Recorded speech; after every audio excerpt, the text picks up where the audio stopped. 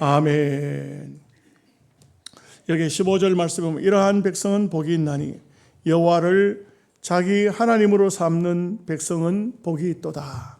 오늘 여호와를 하나님으로 삼은 백성, 이런 주제를 가지고 말씀을 드리겠습니다. 시대가 악해지면 하나님이 잘 나타나지 않습니다. 열왕기상 16장을 보면은 아합이 북쪽 이스라엘을 다스릴 때에 3년 동안이나 비가 오지 않았습니다. 그야말로 온 산천초목이 다 메말라 죽어가는 것입니다. 그때 엘리야가 아합 임금 앞에 나타났습니다.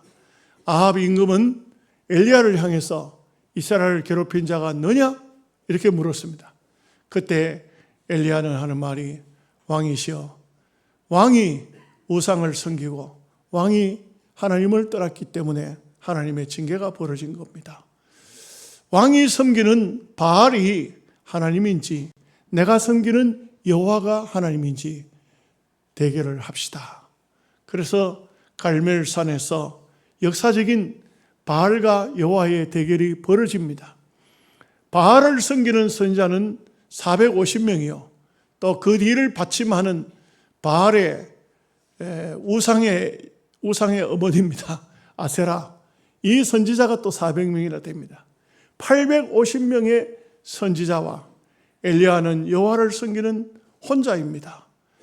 엘리야가 하나님을 향해서 원망스러운 말로 하나님, 바알을 섬기는 저 아합이 하나님 섬기는 사람들 다 잡아 죽였습니다. 내 혼자밖에 안 남았습니다. 그런데 하나님께서는 엘리야야, 네가 모르는 7,000명을 남겨두었니라.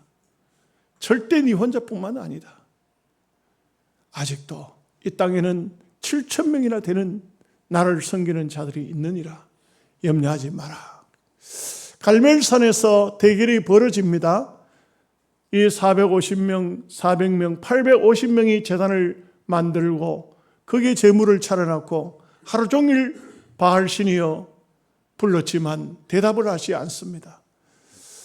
하나님이 우상에게도 요한계시록을 보면 가짜 선지자, 거짓 용, 이런 적그리스도에게도 허락하셔야 그들이 역사를 할 수 있습니다. 욥기 성경에 보면은 하나님이 땅 위에 있는 사탄에게 어디를 다녀서 오느냐, 두루두루 돌아다녔습니다. 그러나 내 종 욥을 유해 보았느냐?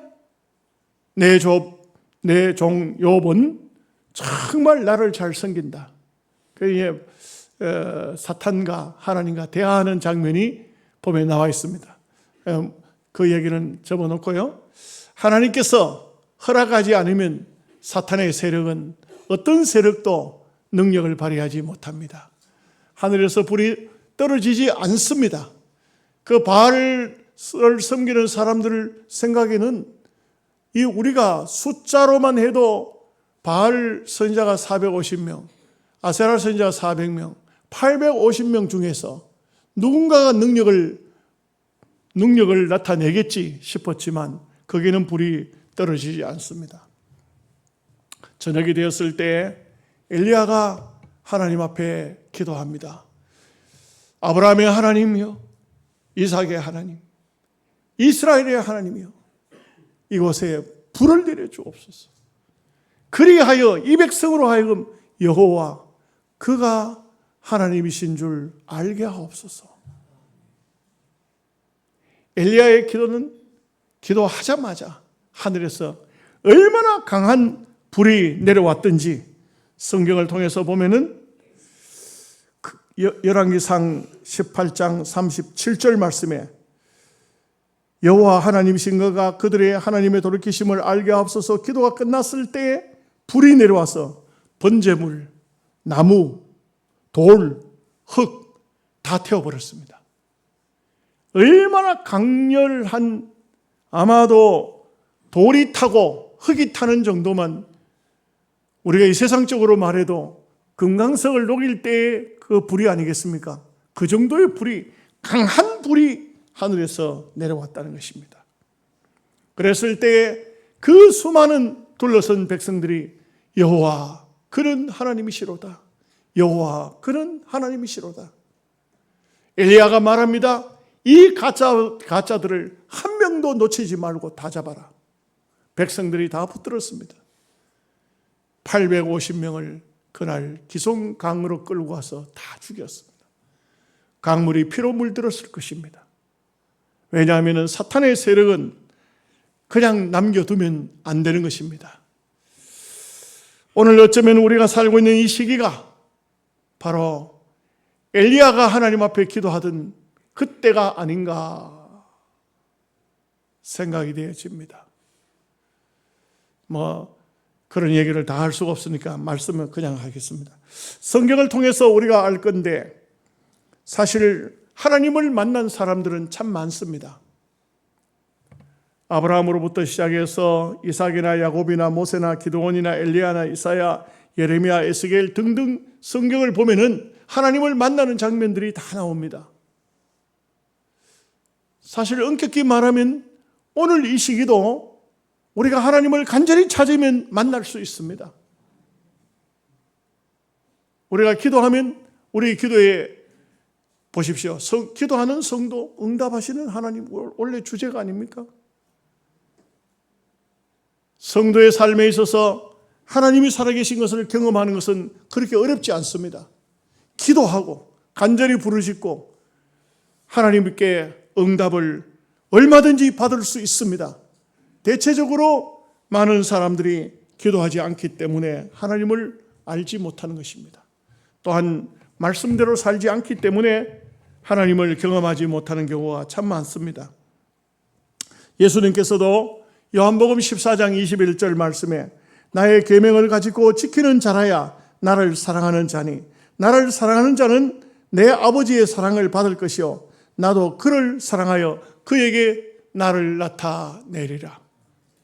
말씀대로 살면은 말씀 속에는 주님이 항상 함께 하십니다.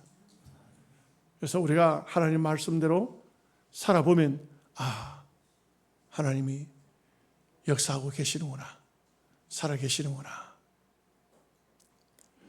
제가 총회 얘기를 좀 했었죠. 인간적으로 보니까 총회에서는 우리 노회가 굉장히 불리해요. 이 정치꾼들을 못 당합니다.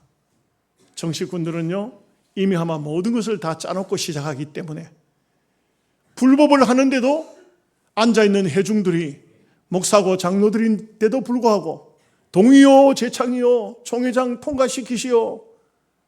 그런데 우리 노회를 위해서 돕는 사람은 아무도 없어요. 여러분들이 저를 위해서 우리 노회를 위해서 기도해 준 것뿐이지 아무도 없었어요. 그런데 결론은 우리 원하는 대로 우리 노회대로 정론대로 정법대로 되더라 이거예요.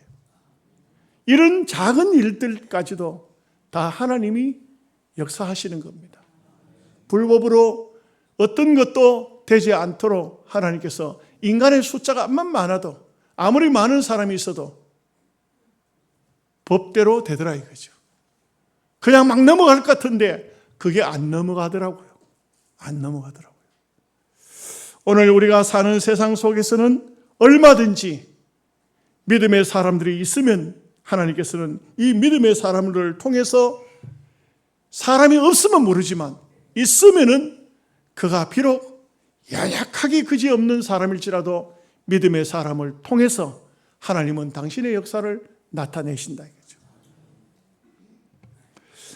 이사야서 41장 10절 말씀에 두려워하지 말라 내가 너와 함께 함이라 놀라지 말라 나는 내 하나님이 됨이라 내가 너를 굳세게 하리라 참으로 너를 도와주리라 참으로 나의 의로운 오른손으로 너를 붙들리라. 여러분 우리 존재를 우리 자신들을 생각하면 아무것도 아니죠.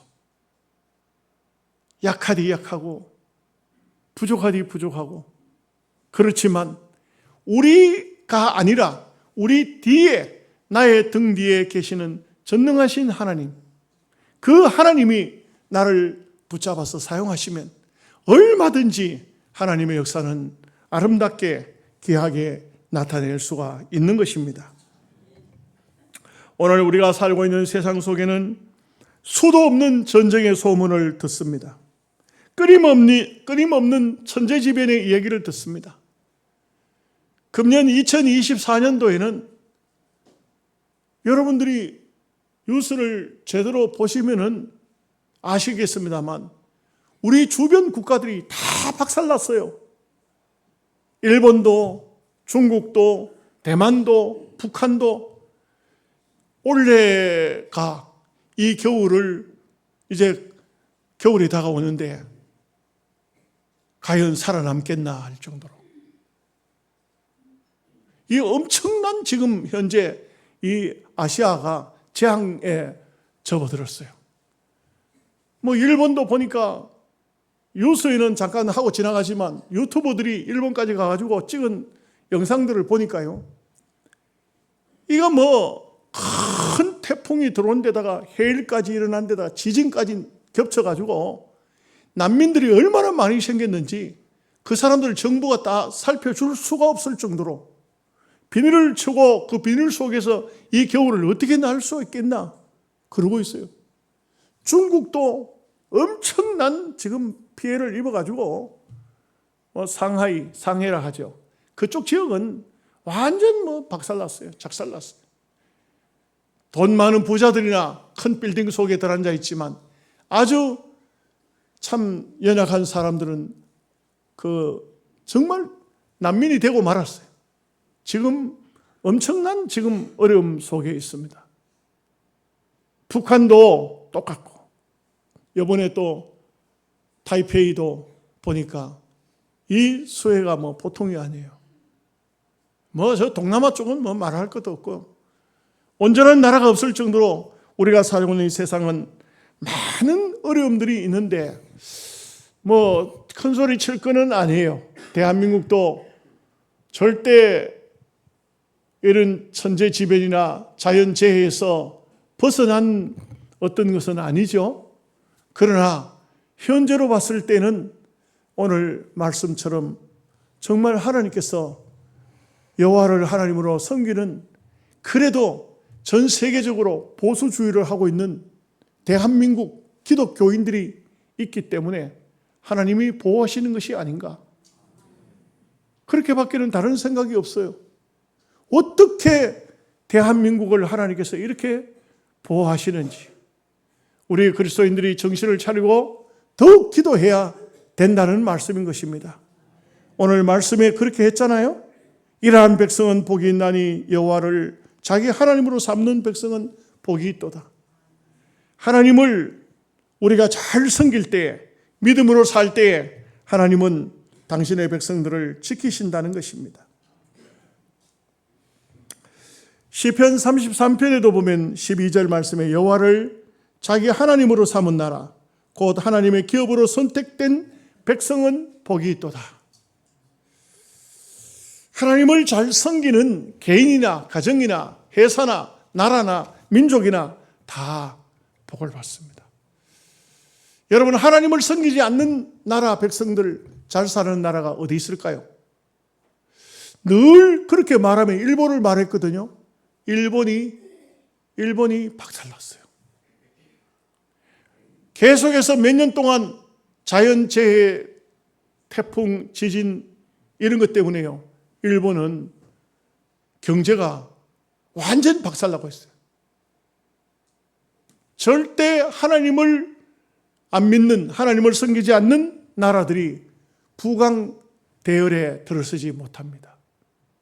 대한민국은 이렇게 정치적으로 문제가 많고 그런데도 불구하고 이 나라 속에는 1,000만 명이나 되는 기독교인들이 날마다 새벽이면 부르짖고 있다고요. 하나님, 우리 민족을 살려달라고. 저 북쪽에 김정은이가 있으니까 더 열심히 기도하잖아요. 김정은이는 하나님께서 우리 기도하라고 남겨놓은 거예요. 우리는 살아계신 하나님을 잘 섬기면 큰 복이 옵니다. 어떤 복이 올까요? 첫째로 하나님을 섬기는 백성들의 자녀들이 복을 받습니다. 여기에 12절 말씀을 보면 우리의 아들들은 어리다가 장성한 나무들과 같으며 우리의 딸들은 궁전의 양식대로 아름답게 다듬은 모퉁이 돌과 같으며, 참 시편 128편 3절 말씀에 보면은 이런 말씀이 나오죠. 내 상에 둘린 자식은 어린 감람나무 같으리로다. 여기 오늘 본문에는 어리다가 장성한 나무들이라 했는데 나무가 어떤 나무냐? 예, 128편 3절 말씀으로 보면은 감람나무라 이거죠. 감람나무가 뭐냐? 감나무가 아니고 올리브나무입니다. 이스라엘 백성들은요, 이 올리브유를 굉장히 좋아합니다. 여러분들도 올리브 기름 많이 잡수죠? 이 올리브 기름이 실제적으로 보면요, 옛날에 아주 최상급, 최고 좋은 기름은 제사장이나 왕이나 선지자가 기름 부음 받는다 할 때 실제로 그 기름을 머리에 부었어요. 머리에 부었습니다. 이 기름이 화장품으로 쓰는 겁니다.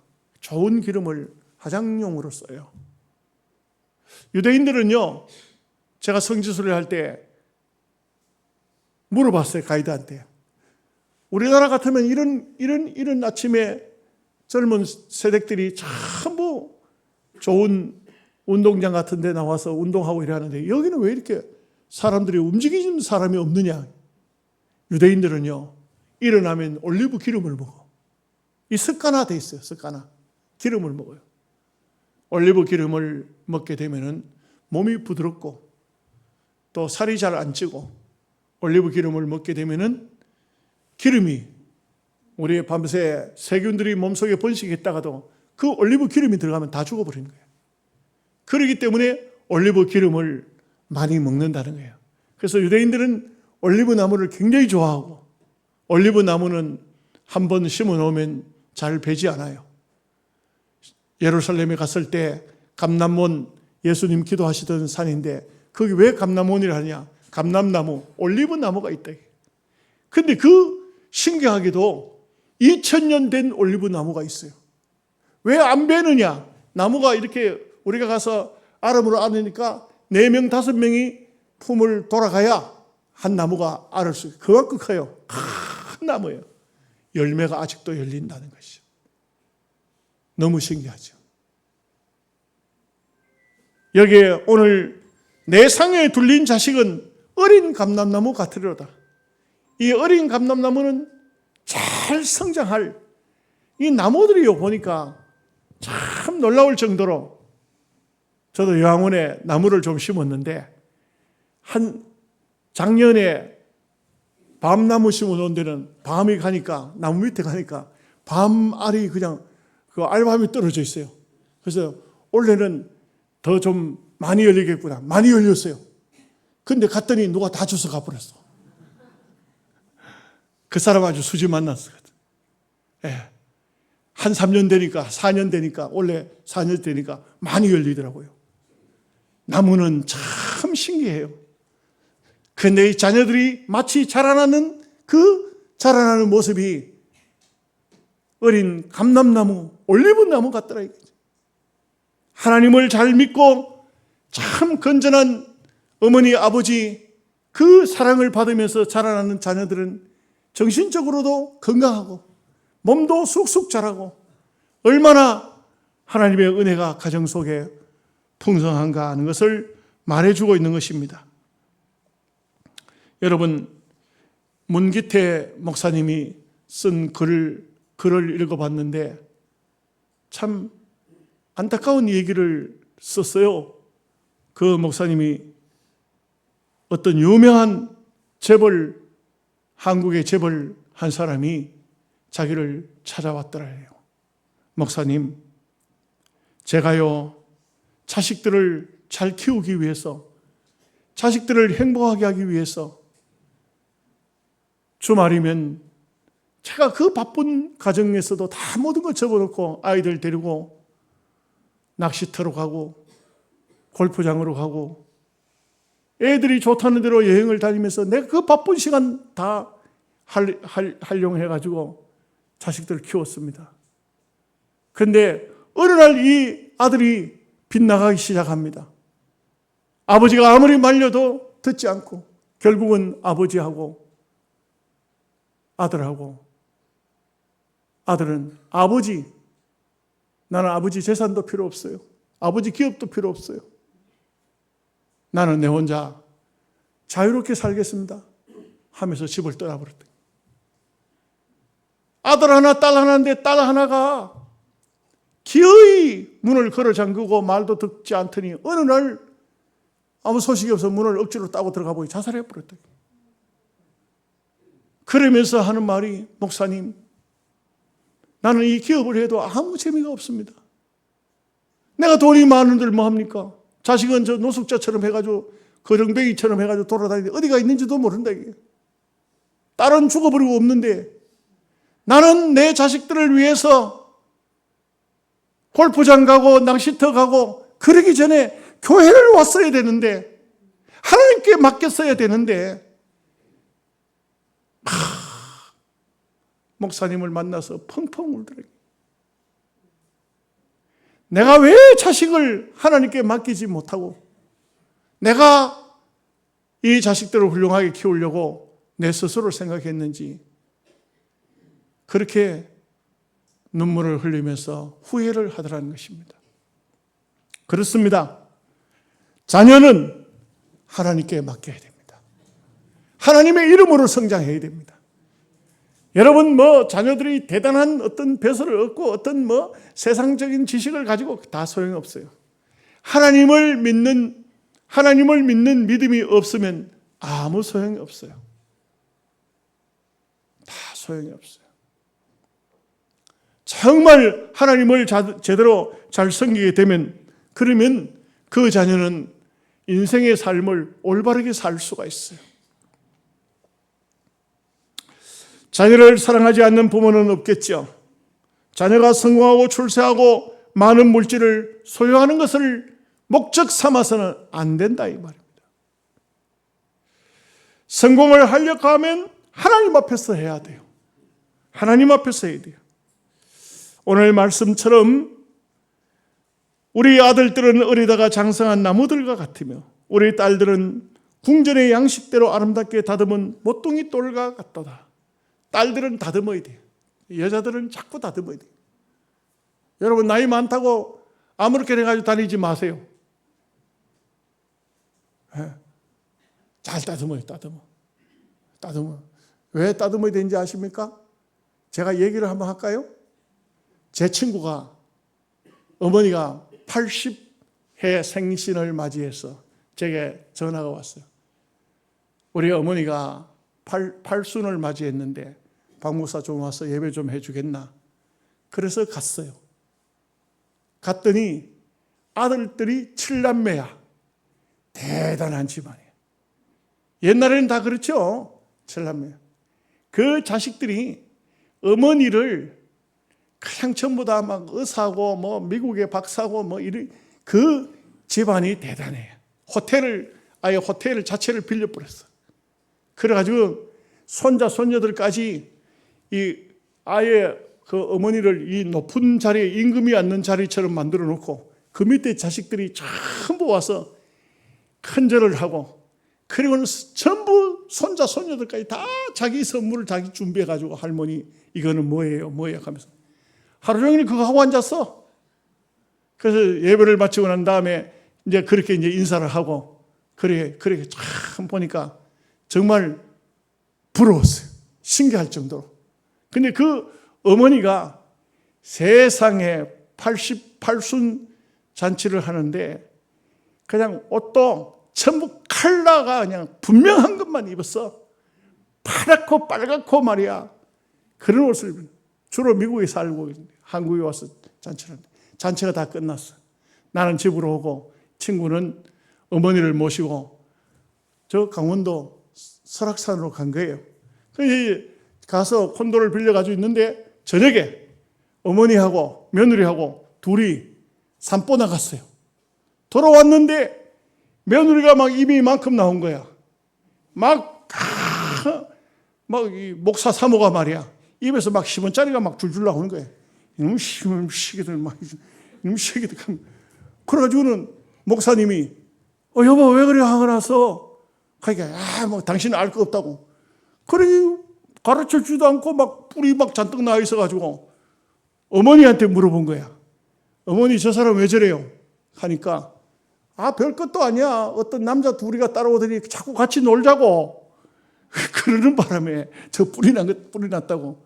어머니는 보니까, 얼굴을 보니까 흐뭇하더라, 이게. 뭔 말인지 알아듣는가 모르겠네. 인생을 살되 아무렇게나 살면 안 돼요.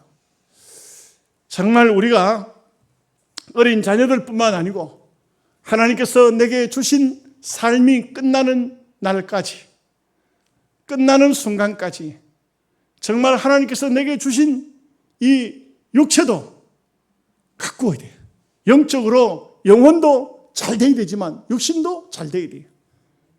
아름다운 삶을 산다는 것은 그 사람에게 주어진 하나님의 복이에요. 그래서 우리가 여기 말씀을 보면 딸들만 그렇게 다듬었겠습니까? 우리는 다 믿음의 사람이면 우리는 몸도 마음도 영적으로 육적으로 아름다운 삶을 살아야 됩니다. 두 번째는 여호와를 자기 하나님으로 섬기는 백성은 경제적인 복을 받습니다. 여기 한번 보십시오. 13절 말씀에 우리의 곳간에는 백곡이 가득하며 우리의 양은 들에서 천천과 만만으로 번성하며 우리의 수소는 무겁게 실었으며, 이게 뭘 말하고 있습니까? 이 당시엔 농경사회 아닙니까? 농경사회.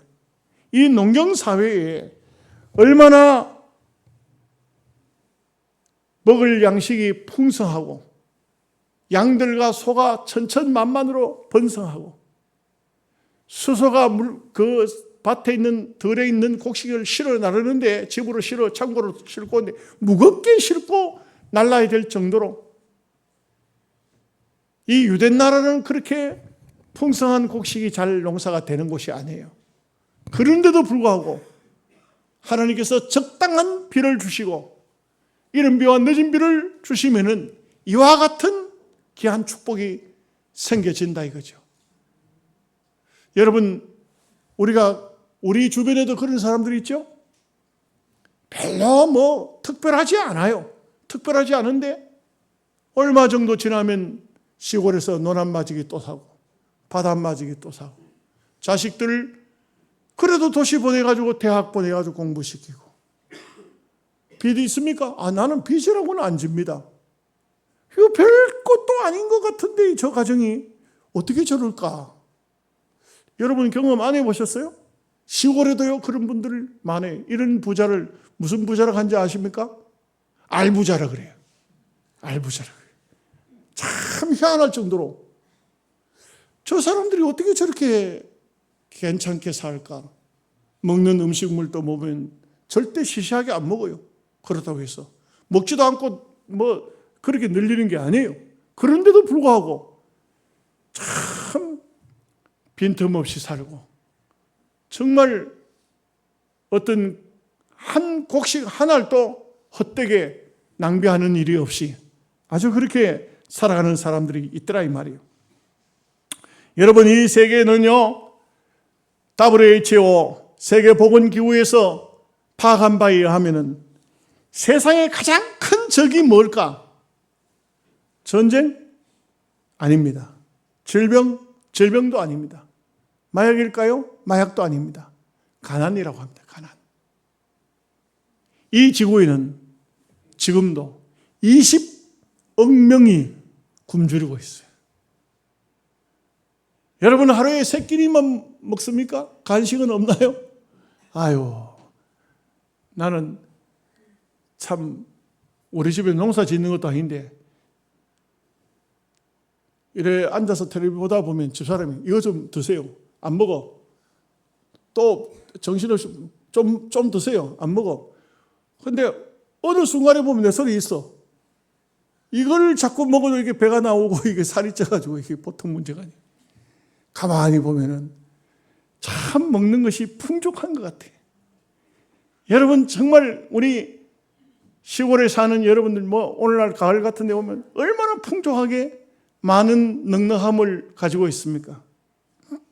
그런데 이 세상에는요 1년에 1억 3천 명이 굶어서 죽어요. 1억 3천 명이. 인도의 국민들은 80%가 굶주리고 있어요. 원래 같은 대형 태풍으로 불어닥친 이때는 지금 식량난이 심각할 정도입니다. 방글라데시라든지 에티오피아라든지 지금 중국도 원래 식량이 모자란다고 그래요. 왜냐하면 우크라이나 쪽에서 밀 수입을 해오던 것이 전쟁 나는 바람에 수입이 안 되잖아요. 지금 중국도 지금 밀이 주식인데 보통 일이 아니에요. 여러분 북한 군인들 평균 신장이 얼마인지 아세요? 1m 60이 안 돼요. 와, 우리는 한국 군인들 평균 신장이 얼마인지 아세요? 175라고 그래요. 깜짝 놀랐어요. 우리 손녀가 그런 얘기해요. 그래서 우리 손녀가 무슨 얘기를 하냐면, 할아버지 아직도 제 키를 따라올 사람이 잘 없어요. 체격도 크고 참 잘 먹으니까 하나님의 은혜죠. 참 귀한 축복입니다. 우리가 하나님을 잘 섬기고 믿음으로 살면, 그러면 정말 하나님 앞에 귀한 복을 받습니다.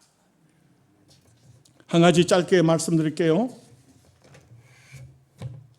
세 번째는 하나님을 잘 섬기면 평화의 복이 옵니다. 14절에 보면은 우리가 또 우리를 침노하는 일이나 우리가 나아가 막는 일이 없으며 우리 거리에는 슬피 부르짖음이 없을진데, 이렇게 말했어요. 전쟁이 일어나지 않는데 슬픈 일이 안 생긴다. 여러분, 우리가 믿음의 성도라 하면서 맨날 인상을 쓰고 다니는 사람 좀 고쳐야 됩니다. 고쳐야 됩니다. 힘들고 어려운 일이 있다고 할지라도 하나님께 맡기고 그냥 즐겁게 사셔야 됩니다. 예수 믿는다고 하면서 맨 그냥 인상만 푹푹 쓰고 다니면은, 그러면 예수 안 믿는 사람들이 아이고 예수 믿어도 별 수 없구나, 우리 때문에 복음이 막힌다고요. 좀 싱글벙글 웃으면서 좀 다니면 얼마나 좋겠어요. 그래서 하나님이 다 책임지시고 하나님이 복을 주시고 하나님이 잘되게 하시니까 여러분 막아주십니다. 막아주십니다. 침노, 우리가 쳐들어가는 일도 없지만 쳐들어오는 그런 모든 전쟁이라든지 세균이라든지 아주 흉악한 것들을 하나님이 막아주시겠다 말씀합니다.